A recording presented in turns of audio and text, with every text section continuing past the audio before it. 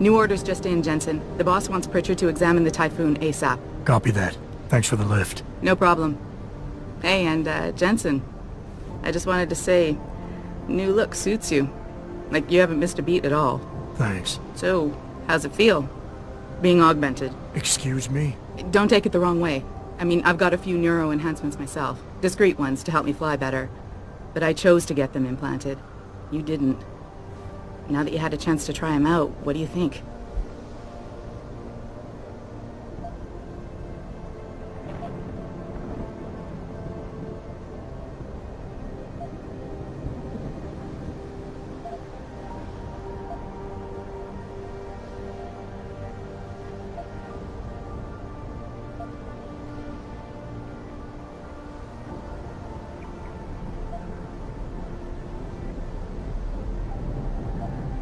I'm not gonna lie and say they didn't come in handy back there. But like you said, I didn't choose to get augmented. So it'll take some getting used to. I get it. But don't be surprised if the boss keeps pushing you to get more. Why? What do you mean? You know how he is. He thinks augmentations are the be-all, end-all of everything. And he can't understand why someone wouldn't want to become more than human. Megan used to say the same thing. I'm not surprised. The research she was doing was pretty damn inspired. Might have convinced a lot more people to give what we make here a try. If that bastard hadn't killed her. Listen, Jensen. I know you want to find the men who attacked us, and so do I. If I can help in any way, all you gotta do is ask.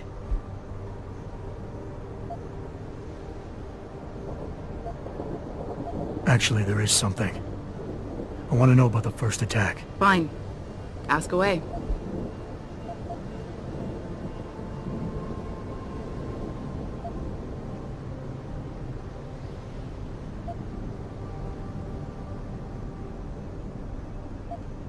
I've been thinking about why they attacked. What they were really after. Isn't it obvious? They didn't want us going to Washington. No, that was just timing.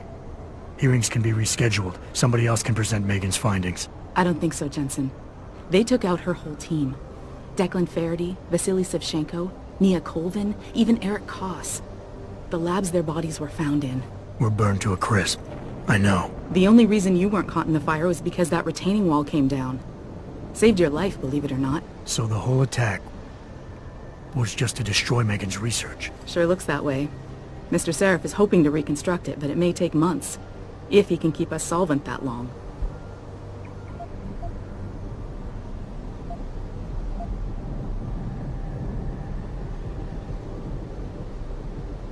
Did anyone else see them? The men who attacked? Not well enough to get a description. Pritchard got some fuzzy images off one of the Intellicams, but his tapes were all confiscated by Homeland Security. Homeland? I heard Homicide passed it over to Special Investigations. Detroit Special Investigations. They did, for the first month. After that, all I really know is the case is still pending, and Mr. Seraph is not pleased. You were there that night. What do you remember about it? That it was chaos. First, everybody figured there'd been some kind of accident, but Pritchard couldn't get a good visual and communications were haywire. Then we heard the explosions. By the time anyone knew it had hit us... They were gone. Whoever they were good, Jensen. Special training good.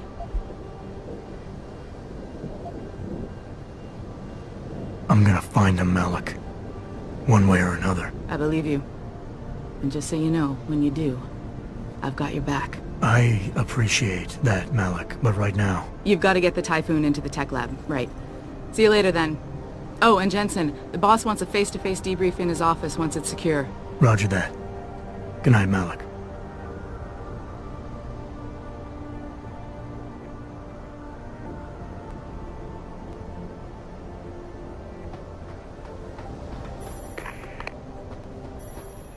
So here's the VTOL, or the VTOL, Adam's chopper, or Farida's chopper.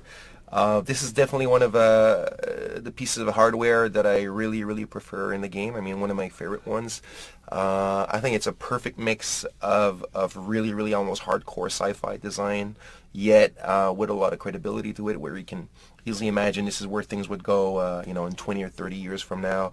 I just really love it. I've always wanted to make a little, you know, model of it, you know, kind of like a scratch build with it looks really good. It looks really good. Just buying pieces of model kits from airplanes and stuff like that, and just like from the pieces actually build that. And yeah, it has a lot of character, and that's it. I really like it. And speaking of character, since the VTOL is also very much associated with Farida, Yeah. Malik, Farida was actually a character who was not originally thought to be a very important character in the game. I think it took a long time before we actually gave her a name. In fact, at first we were calling her Farina, but then everyone here was saying, Mary, that means wheat in French. Flour. And it's flour in French. Fahin. It can't be It's that fahin. and everything. So, Yeah. but she really wasn't intended to be this big character at all in the game. And then as we continued developing the game and writing the scripts and starting to add more player choice into dialogues, she ended up becoming, and it makes sense when you think about it, because she's one of your constant companions. So she ended up coming within the development process itself, developing into a very, very big character. And I think our original backstory for her was she was supposed to be of Muslim descent, and we originally wanted to have her use Arabic language and swear words and everything. We tried it. But then when we ended up casting the actress as 100% American. Well, because here's the thing, what I remember is, and you had a strong affection for the character because it was based on a character in Battlestar Galactica. I think that, you were saying as a Starbucks. reference. A little bit. It was like Starbucks. As a Starbucks, reference. Yeah, as a reference, yeah. So we had that, but then she's got to be Arabic. So we had found the actress and we loved what she brought, and she had that sort of tough, kind of tomboyish sort of way about her, and we really loved everything about it. But every time we would have dialogue where she'd have to swear in Arabic to kind of give her that, where she comes from, it just always sounded really forced. It just never worked. Like she would nail the pronunciation, but it's just, it's not natural. We pretty much figured the first time that she did it, that was like, okay, we're dropping all that right now, So and we're just going with the American. Yeah, Mary quickly adapted it. We kept the character. We kept her origins. We just removed the swearing from the Arabic language and kept her North American, and it worked well. Yeah. Also, another thing, the thing on her face above her lip, like actually in the game it looks like a beauty mark, but it's supposed to be a monroe piercing, and it just didn't really come out all that well in the game. So everybody, there's a lot of fan art about Farida, and they put a beauty mark, but it's supposed to be a little piercing, really. No, you know the truth. Now you know the truth. Say that I again? always thought it was a piercing. Cool. So we were too, thinking it was a piercing.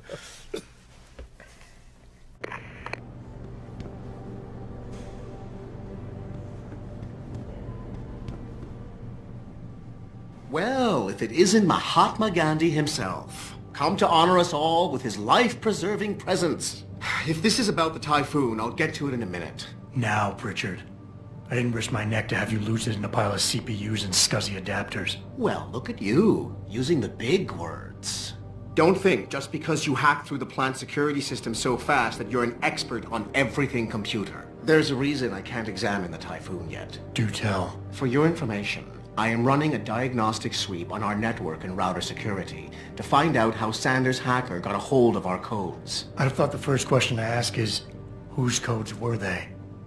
Unless you already know. Stick to kicking down doors and shooting people, Jensen, and stop trying to do my job. I guarantee you we'll get along better that way.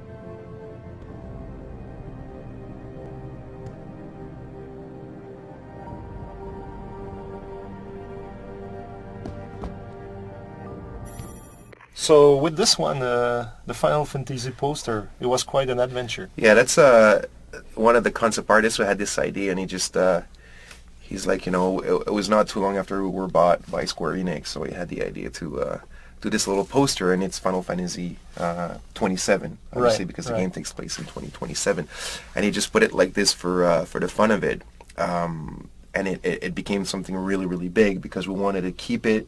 But, the way Square Enix works, they're very serious about the license and whatnot. So he actually went up all the way to Wada-san to be approved And ask That him. had Yeah. to to leave there, and he actually had to show it to some of the artists and some of the art directors of the franchise, so they could approve that it had something that had to do with the game. And what's funny as well is if you look at the poster, the head of the lady is hiding the numbers, and there's actually not enough space for the numbers if you actually try to imagine them there, which doesn't work. But whatever, it's That still was fun. there. Yeah.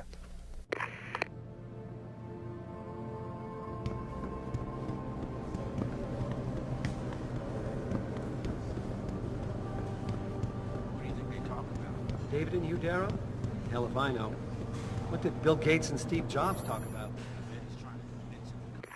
Here we have a good example of show don't tell with this plate on the wall, where we make this building feel much more important and bigger than what is actually playable. And I remember the first version of it when I was playing it, the level artist had slapped up a sign, and it basically just had 3 floors to the whole building, because that's really all you get to explore. But when you're outside, it's humongous. Yeah, and I'm like, wait, guys, we got to have more in there. We got to have like more offices and more things to show this. So we ended up submitting a list to him, and some of the things we wanted didn't get in there. Like we wanted a cafeteria named the Swallow's Nest, named after one of the writers who worked with us. And then so what I love about this cutscene is the baseball. It was an element in the backstory of Seraph's character, and it became such an important part of so much of the game itself. And the way that the ball falls at some point and it reveals Adam Jensen in the back, it really shows that Adam Jensen is Sarah's puppet. And what's funny is when we did the audition session, there was a monologue sort of scene, actually a dialogue with Mary playing the role of Megan, and Steve Shellen just sold it so much, speaking about augmented pictures using a baseball. So again, the baseball comes into play, and it really had a big part of him getting the role. Yeah, how you feeling? I've had better days. Well, when we're done here, check him with Dr. Markovic at the limb clinic downtown. Get her to get a checkup. If you insist. Listen, about Sanders? Yeah, about Sanders. What the hell were you thinking? Letting him slip away like that? I sent you in there to take care of things.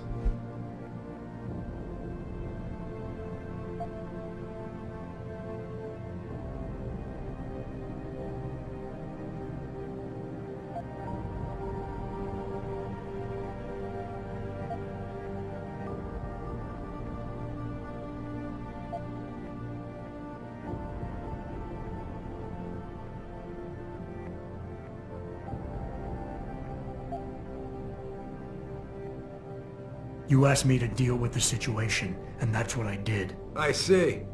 I'm also starting to see why your superiors in the police force decided to blame you for the Mexican town riots. Christ, Adam. I thought you were ready for this. I am. Today's attack was just a shell game being run by somebody else. I intend to find out who and why, so that it never happens to anybody again. Good, 'cause so do I.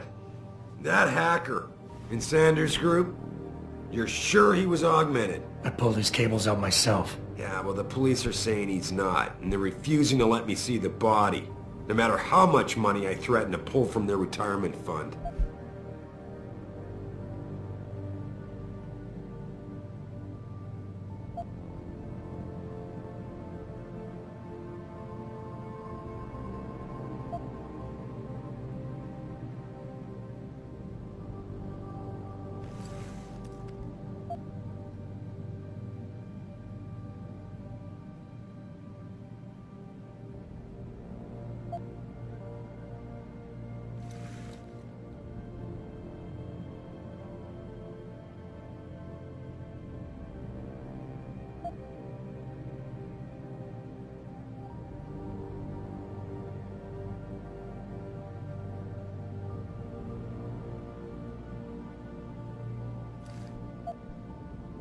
Maybe someone else is offering more.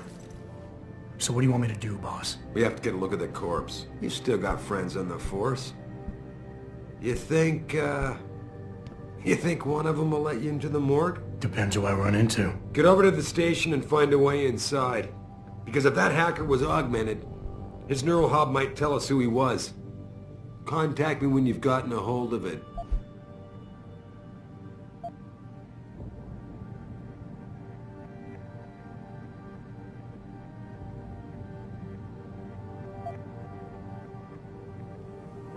Boss, what you're asking me to do, it's not exactly legal. No, it isn't. You got a problem with that?